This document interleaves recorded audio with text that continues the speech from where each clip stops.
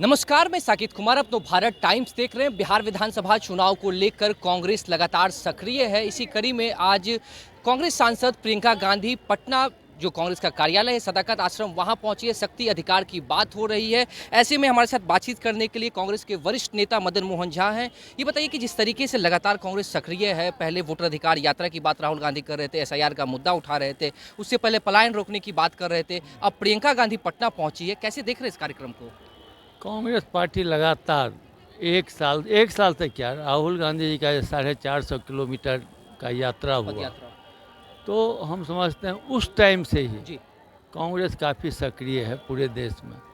बिहार में भी एक साल से लगभग कांग्रेस पूरी सक्रियता से, चाहे वो माँ बहन योजना हो, सम्मान योजना हो, चाहे घर घर योजना हो, चाहे झंडा लगाने का योजना हो, सभी पर पूर्ण रूपेण मुस्तैदी से काम की है। इसी का कारण है जो जनता से जो संवाद होना चाहिए वो काफ़ी अच्छी तरीके से हुआ है। जनता से सब संवाद होगा तो लोग झुकेंगे ही, क्योंकि कांग्रेस अच्छी पार्टी है। जी कहने में थोड़ा भी हिचक नहीं है। जो हम जनता से कटे थे, जनता हमको छोड़ दिया, अब हम जनता से मिल रहे हैं। जी को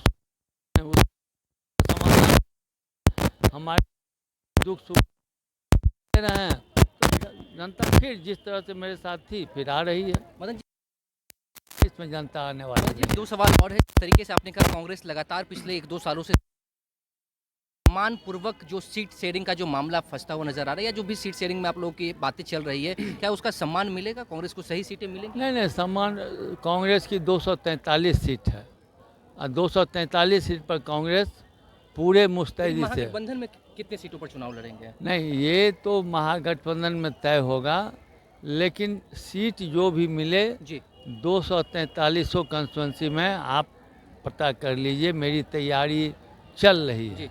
सिर्फ अपने लिए नहीं, 225 सीटों का जो लक्ष्य है उसका क्या?